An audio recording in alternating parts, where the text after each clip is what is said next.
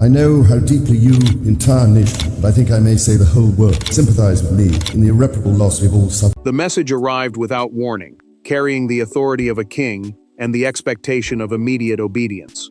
Sophie was being summoned to a private meeting with King Charles, with no advisors, no written agenda, and no Prince Edward beside her. But instead of accepting, she sent back a refusal that stunned the household. The meeting concerned a powerful estate trustee position, and Charles immediately understood that Sophie was not merely declining an invitation. She was challenging the way the decision had been arranged. Before we go deeper into what this really means for the royal family, make sure to subscribe so you don't miss a single update. Charles had approved the Royal Estate Stewardship Trust, a private board created to manage family residences, land income, restoration budgets, and inheritance arrangements. The role sounded honorable, but its reach was enormous. Sophie had been chosen because she was disciplined, discreet, and trusted. Yet that trust carried a burden. Her signature could shape decisions affecting several royal households, including William's and Edward's, for generations to come. Sophie read the papers and felt danger beneath the prestige.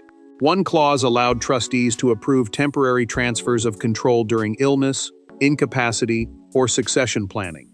In plain terms, authority over property, money, and staff could shift quickly if a senior royal became unable to act. She feared her name could justify choices she had never debated. The closed door changed everything. Charles asked her to come to Windsor Castle without Edward, William, lawyers, or senior officials present. He expected acceptance. She sent back a formal refusal, stating that she would not discuss the appointment in private and would not accept the role without full transparency. Charles read the message twice. His fingers tightened around the page before he placed it on the desk. He felt betrayed because Sophie had rejected him when he believed the family needed unity most. To the king, her answer questioned his judgment. To her, it protected her conscience. Sophie remained calm in public, but the decision hurt. Rejecting a monarch was dangerous. Rejecting a brother-in-law who had trusted her for years felt personal. Still, she knew silence would make her responsible for what followed. Then came the detail that transformed unease into suspicion. A palace aide found Sophie's name already typed onto an internal announcement before she had accepted. The appointment had been treated as settled. Furious, Charles demanded to know who had warned her. Attention turned toward Edward, and to the private conversation held only hours before the invitation arrived. The rejection had shocked the king, but to understand why Sophie risked his anger, the personal stakes facing every member of the family had to be exposed. To Charles, the appointment was an act of trust. To Sophie, it felt like an obligation wrapped in honor. And to Edward, it carried the unmistakable danger of drawing his wife into a struggle that was never truly hers. Behind the formal language of trusteeship stood three people, bound by family loyalty, but separated by fear, pride, and responsibility. The role was not simply about estates. It threatened to alter who Sophie served, and who would blame her when the decisions became painful. Sophie had spent years becoming one of the monarchy's most dependable working figures. She accepted difficult duties, avoided unnecessary controversy, and earned respect without appearing hungry for power. That reputation made her ideal for Charles's plan. It also made her dangerously useful. If she joined the Royal Estate Stewardship Trust, the private board responsible for decisions about family property, money, repairs, and future control, her presence would make every decision appear balanced, even when the direction had already come from the king. Charles believed the structure would end years of confusion. He wanted fewer private arrangements, clearer authority, and a small circle capable of making painful decisions without turning every disagreement into a family crisis. To him, Sophie represented stability. She was trusted by the public, respected by relatives, and rarely driven by ego. But the same qualities that made her valuable could leave her exposed when anger followed. Sophie feared becoming the face of choices she had not created. She could imagine a relative losing funding, access, or influence, then being told that she had approved it. The king might make the decision, but her signature would remain on the page. Her reputation as a mediator could quickly become something colder. The woman used to make a harsh order look fair. Edward understood the danger immediately. During a late conversation at Bagshot Park, he told Sophie that the role could bring her closer to the center of royal power, while leaving her completely alone when accountability arrived. He loved his brother, but he knew Charles would still be protected by the crown. His wife would be protected only by her own judgment. William had also questioned the trust's voting rules. The prince had not opposed Sophie, yet he realized she could become the deciding vote whenever he and Charles disagreed. That would place her between a reigning monarch and a future king, forcing her to choose between two generations of authority. Camilla saw the same risk. The queen consort knew Sophie's presence would give the board credibility, but she also knew the trusted confidant might resist decisions others were expected to approve. That made her either Charles's strongest ally or the greatest obstacle inside his own plan. Sophie sat with the unopened papers before her, while Edward stood nearby. When he asked whether she trusted the role or merely trusted Charles, she pushed the documents away. The refusal had been shaped by loyalty and fear, but its true cause lay in a private estate briefing that Sophie could no longer pretend she had forgotten. Weeks before Charles summoned her, Sophie had entered a routine estate briefing, expecting figures, maintenance reports, and administrative decisions. She left with a warning she could not dismiss. In that room, a proposal affecting one royal residence was approved before the family member connected to it had been consulted.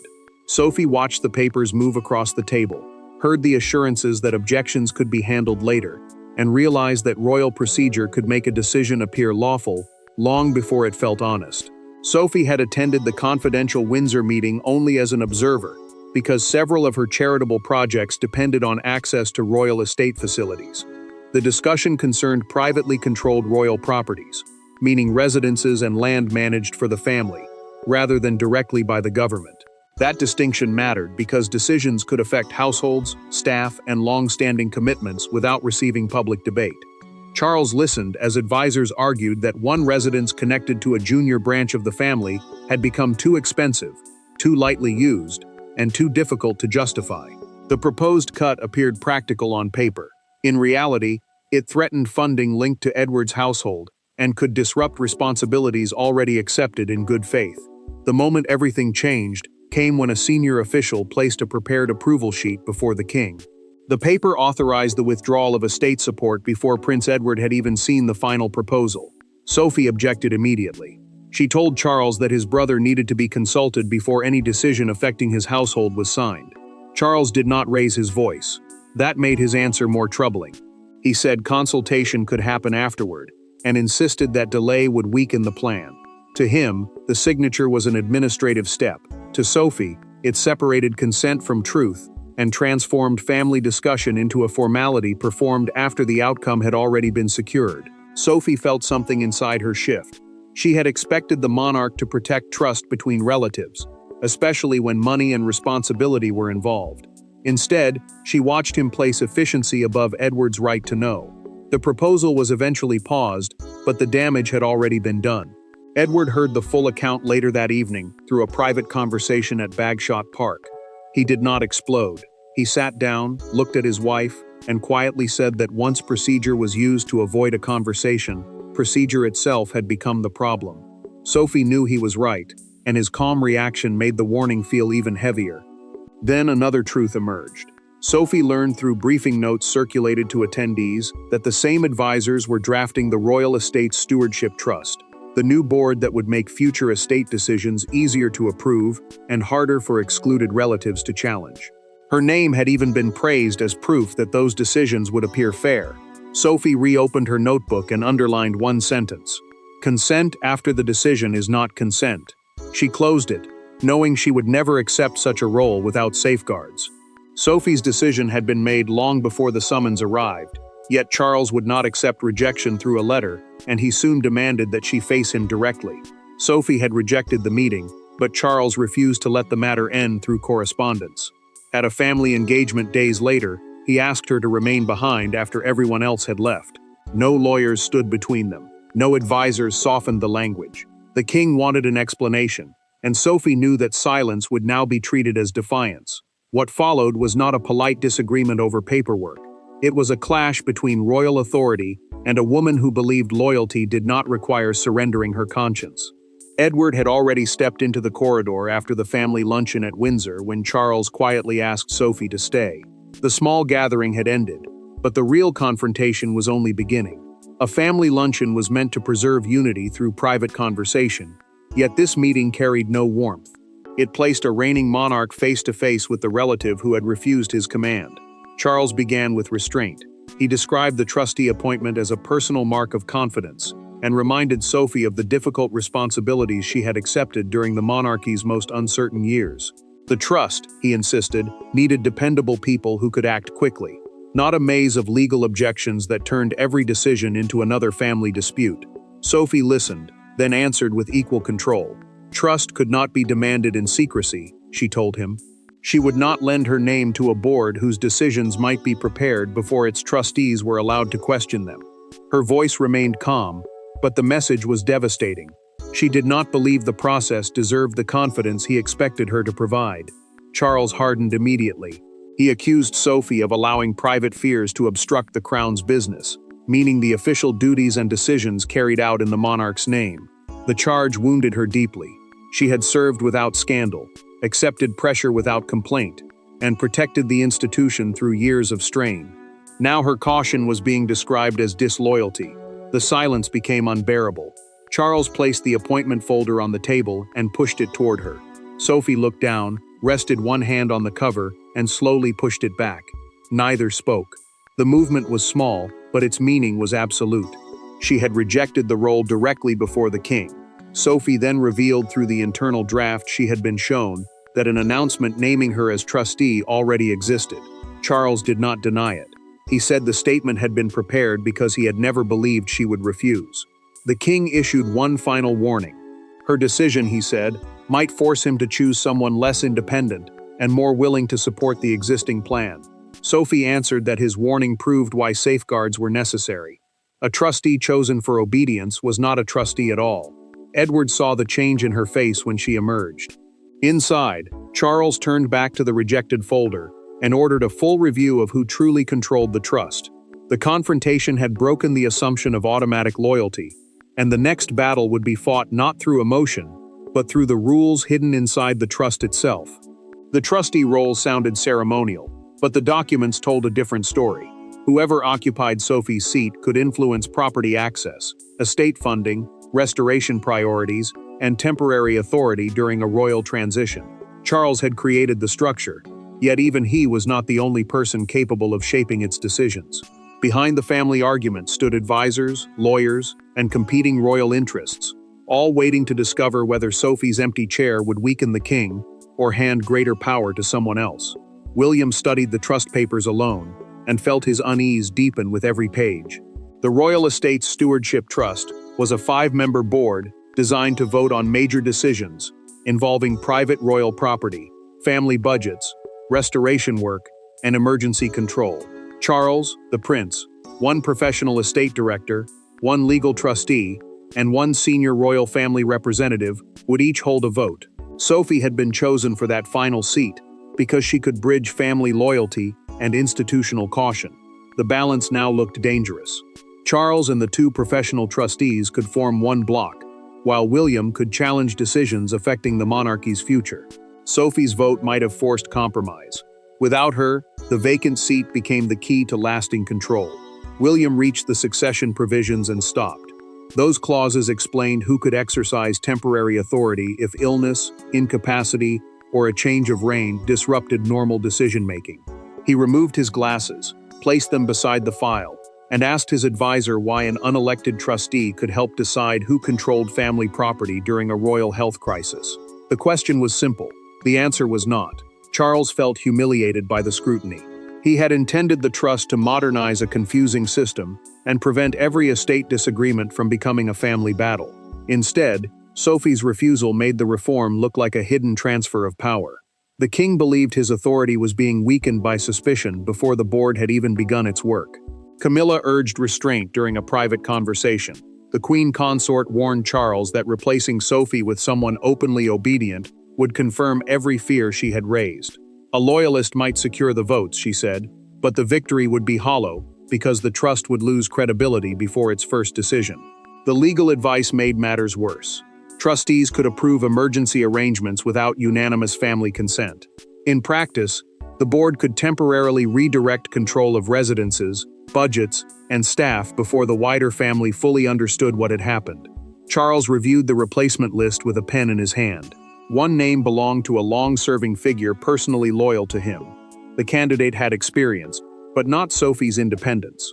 He circled the name, hesitated, and then drew a line through it after Camilla quietly said that choosing obedience would win the vote and destroy confidence.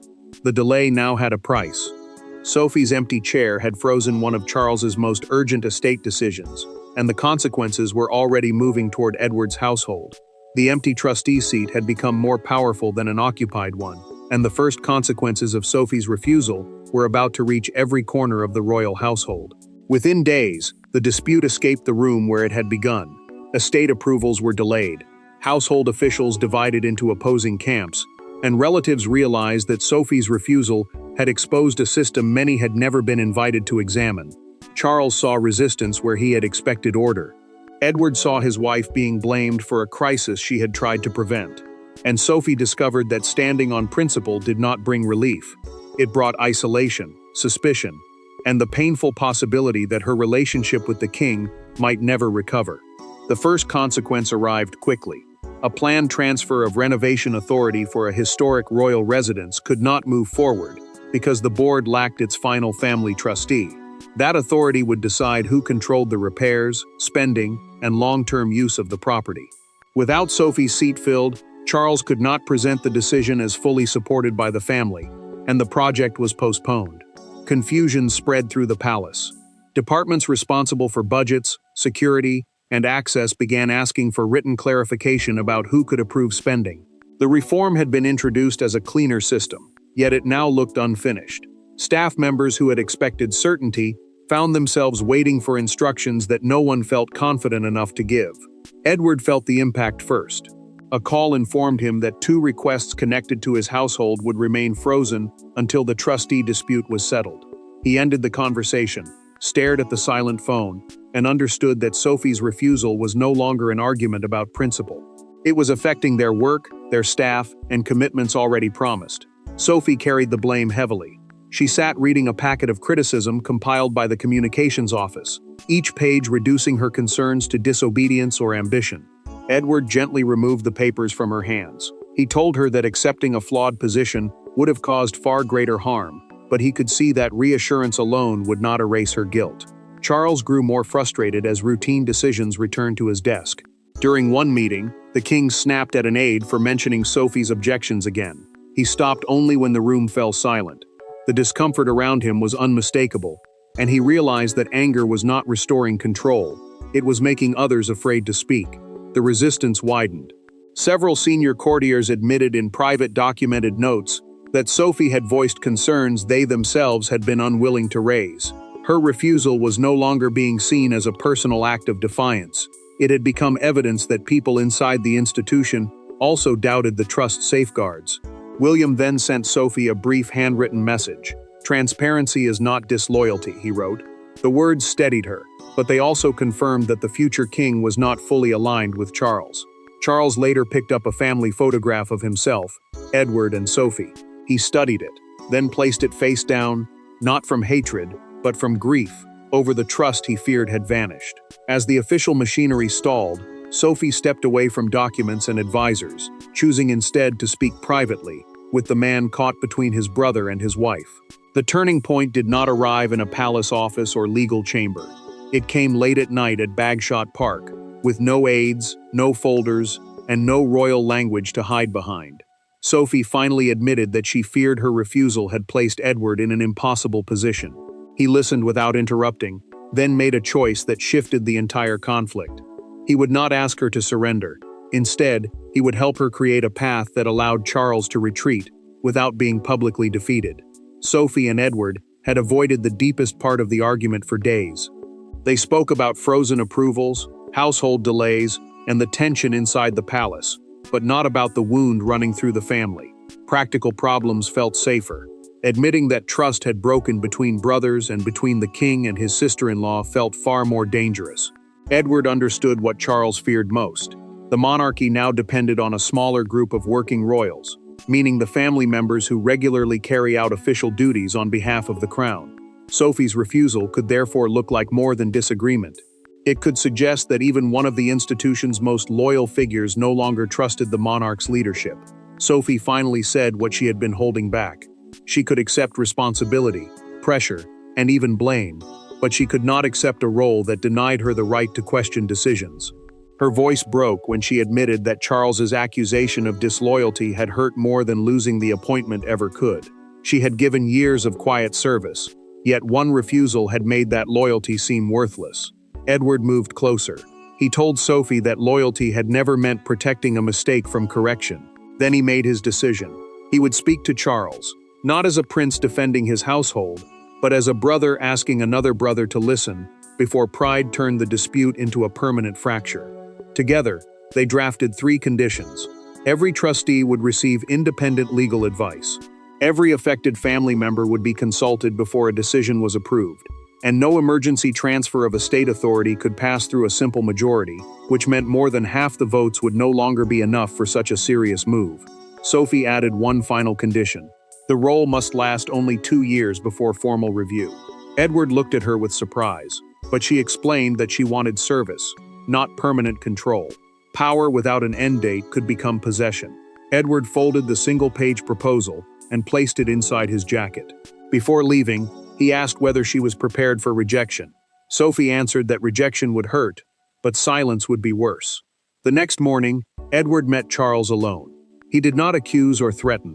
He explained that Sophie's refusal had protected the king from creating a trust future generations might condemn as unfair. Charles said nothing at first. Then he unfolded the proposal, read every condition, and summoned Sophie again. The first invitation had demanded obedience, but the second offered something Sophie had insisted upon from the beginning: witnesses, written safeguards, and the possibility of genuine consent. Before Sophie could return to Windsor, the dispute burst into public view. What began as a private disagreement over trusteeship became a national argument about loyalty, royal power, and whether the monarchy could reform itself without silencing its own family. The public did not see legal clauses or closed-door exchanges. They saw a trusted duchess refusing a king. Some called it betrayal, others called it courage, and one unforgettable front page transformed Sophie's quiet decision into a symbol Charles could no longer contain. The story moved quickly, because several estate decisions had already been delayed. Palace correspondents connected those disruptions to Sophie's absence from the proposed trust and began presenting the crisis as a test of Charles's authority. The palace issued a careful statement describing the matter as an internal administrative discussion, meaning a private dispute over how royal business should be managed. But the wording denied nothing. It did not say the meeting had been accepted. It did not say the role had been agreed. The front page changed everything. One national newspaper carried a photograph of Sophie leaving a royal engagement beneath the headline, "She said no to the king." Her expression appeared calm but strained, and the image reduced a complex dispute over power and safeguards to one unforgettable act of refusal. The public divided almost immediately. Outside Windsor Castle, a small crowd gathered near the gates while broadcasters delivered live reports. Some people held signs praising Sophie's integrity. Others argued that a working royal should never embarrass the sovereign during a period of pressure. The disagreement was no longer hidden inside the family. It had become a national judgment. One evening, a commentator gave the story its sharpest definition. During a televised news segment, he called it, "The moment private loyalty collided with public accountability." The phrase spread across morning programs and social media, giving Sophie's decision a meaning she had never intended to create. Sophie watched part of the coverage beside Edward and felt the situation slipping away from her. She had objected to secrecy, not to Charles himself. Yet commentators now spoke as though she wanted influence, attention, or a stronger position inside the monarchy. When one presenter suggested she had challenged the king to increase her own power, she turned off the television. Edward told her not to listen, but he could see how deeply the accusation had landed. Charles understood that the public attention had changed the second meeting. Forcing Sophie into the role would deepen suspicion. Excluding her completely would suggest that the trust could not tolerate independent judgment. William urged the king to accept the revised safeguards, arguing that transparency would show strength rather than weakness. Camilla made the same case privately. She told Charles that authority survived disagreement only when it could absorb correction.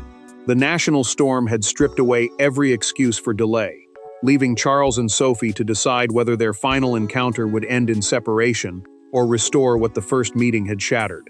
The final meeting began with none of the tension that had defined the first. Sophie entered to find Edward, William, legal advisors, and the complete trust document waiting openly on the table. Charles did not ask her to sit in silence or accept a finished decision. Instead, he acknowledged that the process had failed before the role had even begun. The king remained wounded by her refusal, but he finally understood that Sophie had not rejected service. She had rejected service without protection, consent, or truth. Charles opened the meeting by withdrawing the original appointment. The trust would not begin under the structure first proposed, and no replacement would be chosen simply to guarantee obedience. The Royal Estates Stewardship Trust, the board created to oversee private royal property, budgets, restoration work, and emergency control, would now operate under rules designed to prevent secrecy from becoming authority. The revised document included every safeguard Sophie and Edward had demanded.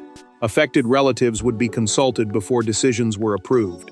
Every trustee would receive independent legal advice. Emergency transfers would require stronger support than a simple majority, and each appointment would last for a fixed term before formal review. Charles turned the amended papers toward Sophie. He told her the role was being offered again, not as an instruction, but as a request. Then he placed the pen beside the document and moved his hand away. For the first time, the choice truly belonged to her. Sophie did not sign immediately. She thanked Charles for changing the terms and told him her refusal had never been intended to diminish him. She had acted because a flawed system could damage the family, weaken the crown, and leave loyal people responsible for decisions they had never been allowed to challenge. Charles faced the hardest truth of all. He admitted that he had mistaken compliance for loyalty. The words ended the accusation that had wounded Sophie more deeply than the lost appointment. Edward watched his brother and wife recover a measure of trust neither had been certain could survive. Sophie accepted a 2-year term. Her signature appeared beside a written statement confirming that every trustee held an equal duty to question, challenge, and demand consultation. William supported the settlement, giving the new trust broader confidence. Camilla understood that Charles had lost the fight to preserve his first plan, but he had gained something far more important: legitimacy that did not depend on silence. Sophie's refusal was no longer rebellion. It became an act of service. She proved that loyalty could require resistance when fairness was threatened, while Charles proved that authority grew stronger when pride gave way to responsibility. Charles offered Sophie his hand after the meeting. She took it, but he drew her into a brief embrace instead. The gesture did not erase the anger or hurt. It confirmed that the family had chosen repair over punishment. The crisis ended, not with Sophie surrendering to the king, but with the king accepting that the crown could demand duty without demanding silence, and that became the lasting victory of the entire confrontation. Thanks for watching. Please don't forget to like and subscribe, and we will see you in next one.